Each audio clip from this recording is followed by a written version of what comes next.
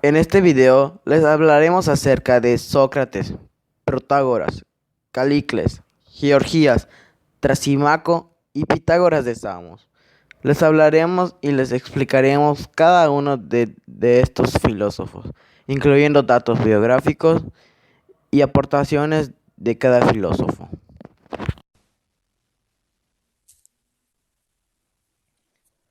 Fue un sofista contemporáneo de Sócrates, algo más joven que Gorgias. Nació en Rumunte aproximadamente en el año 411 a.C. y murió cerca de 480. Tenemos noticias de que escribió las siguientes obras: Tetralogía, sobre la verdad y sobre la concordia. Antifonte fue un refinado y culto intelectual que incluso ejerció labores de psicólogo en sus tiempos. Tenía un despacho cerca de Agora, en el que anunciaba que podía curar con la palabra a todos los afligidos, de la misma manera que se hace hoy en las clínicas psiquiátricas. Según este sofista, las raíces de todas las enfermedades físicas se encuentran en la mente, llegando a ser a veces evasiones de la vida activa. Todo ello se halla en relación con la afirmación de la necesidad del autocontrol y la moderación de la vida. Respecto al problema de la relación entre nomos y physis, el propio sofista Antifonte fue un defensor de la physis. Frente al nomos, la ley es un acuerdo antinatural artificial que es respetado únicamente cuando tenemos miedo a las consecuencias de su violación. Las leyes no se fundan en la naturaleza, sus convenciones sujetas al cambio continuo. Hay cosas buenas por la naturaleza y cosas buenas por nomos. Los hombres debemos seguir los preceptos de la naturaleza antes que los de las leyes. La naturaleza nos empuja a evitar el dolor y buscar placer.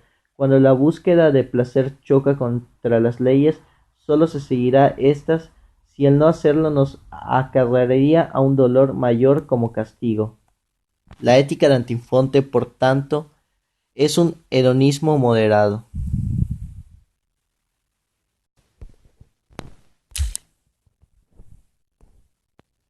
Protágoras de Abdera fue un sofista griego admirado experto en retórica que recorría el mundo cobrando elevadas tarifas por sus conocimientos acerca del correcto uso de las palabras u ortoepia. Platón le acredita como el inventor del papel del sofista profesional o profesor de virtud, entendida no como bondad, sino como conocimiento y habilidad para tener éxito mundano. Protágoras fue un pensador viajero, celebrado y necesitado allí donde fuera. Vivió durante largas temporadas en Atenas, donde fue conocido de Sócrates y amigo de Pericles, quien le encargó la constitución para la nueva colonia de Turios, en que tuvo que redactar hacia 444 o 443 a.C., y en donde por primera vez en la historia se estableció la educación pública y obligatoria.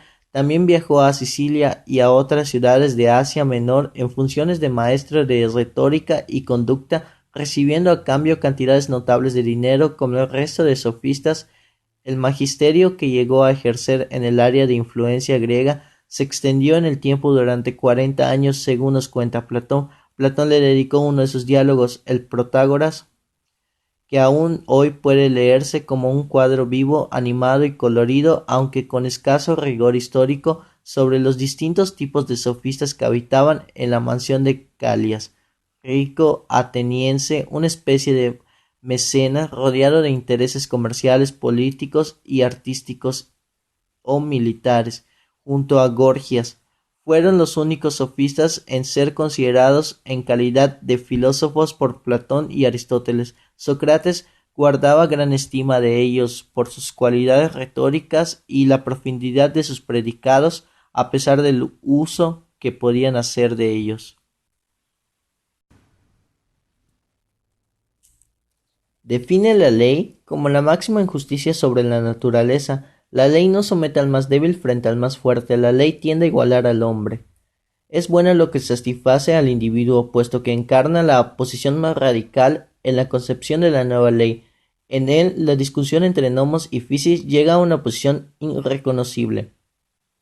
La teoría de Calícles, presentada en el discurso de Gorgias, acaba atisbándose una breve aproximación a la concepción socrática, puesto que es Sócrates quien dialoga con Calícles, de que es preferible sufrir injusticia a cometerla. El motivo se encontraría en la doctrina del esencialismo socrático y su afán por considerar cualquier error en una falta de conocimiento, que debería solucionarse a través de la mayéutica. Esta falta de conocimiento radica en este caso sobre el conocimiento de la justicia, un concepto discutido a lo largo de toda la Grecia clásica.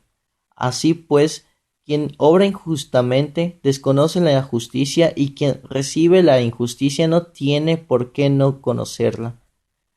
Ergo se torna en positivo el recibir injusticia y en negativo el cometerla, dentro de los márgenes discursivos enunciados a lo largo del diálogo.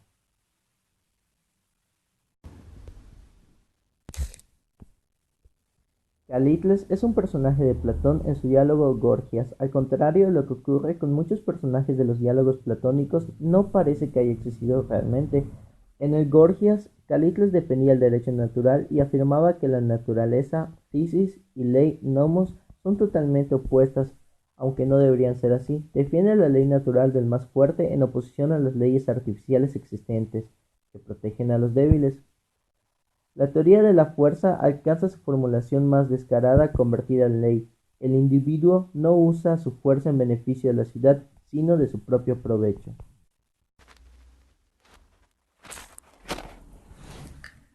Georgia forma parte de la primera generación de sofistas junto a Protágoras, con quien compartió el presupuesto básico de su filosofía, el relativismo y el secesionismo. Nos vemos en el mundo de la mera opinión, siendo la verdad para cada uno de nosotros aquellos que nos persuade.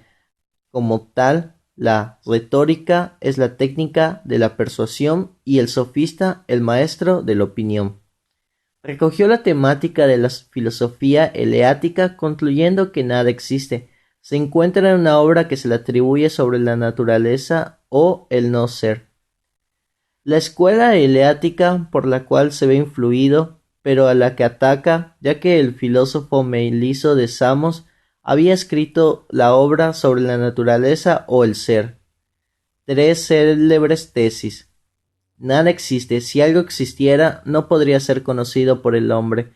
Si algo existente pudiese ser conocido, sería imposible expresarlo con el lenguaje a otro hombre.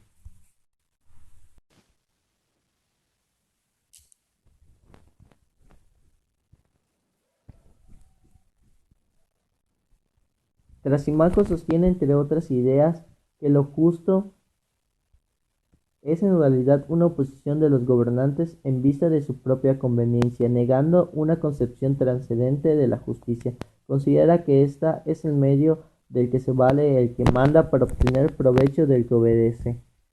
En la concepción antropológica de Trasimaco, el hombre es interpretado como un ser esencialmente egoísta, poseído por una sed de poder. Admite que hay personas justas que se someten pasivamente a intereses ajenos, por los que considera los eternos perdedores de todas las interacciones humanas. Según Nicolás Savadiker, la famosa definición de la justicia dada por Trasimaco, lo justo no es otra cosa que lo que conviene al más fuerte. Tiene en realidad un carácter metaético. Trasimaco no estaría diciendo que lo que beneficia al más fuerte es justo, sino lo que suele considerar justo no es otra cosa que la autoridad instituida, es decir, el fuerte. Declaró como tal en vista de sus propios intereses. Esto ya no sería una definición de un valor, sino una afirmación fáctica sobre lo que socialmente suele considerarse justo.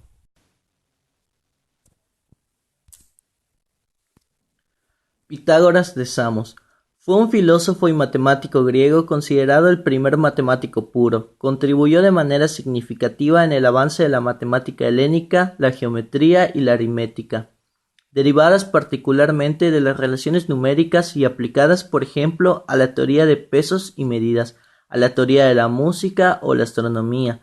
Es el fundador de la Hermandad Pitagórica, una sociedad que, si bien era de naturaleza predominante religiosa, se interesaba también en medicina, cosmología, filosofía, ética y política, entre otras disciplinas. El pitagorismo formuló principios que influyeron tanto en Platón como en Aristóteles y de manera más general en el posterior desarrollo de la matemática y en la filosofía racional en el Occidente. No se ha conversado de ningún escrito original de Pitágoras. Sus discípulos, los pitagóricos, invariablemente justificaban sus doctrinas citando la autoridad del maestro de forma indiscriminada, por lo que resulta difícil distinguir entre los hallazgos de Pitágoras y los de sus seguidores. Se le atribuye a Pitágoras la teoría de la significación funcional de los números en el mundo objetivo y en la música. Otros descubrimientos como la inconmensurabilidad del lado, la diagonal del cuadro o el teorema de Pitágoras para los triángulos rectángulos fueron probablemente desarrollados por la escuela pitagórica, que bien era su escuela.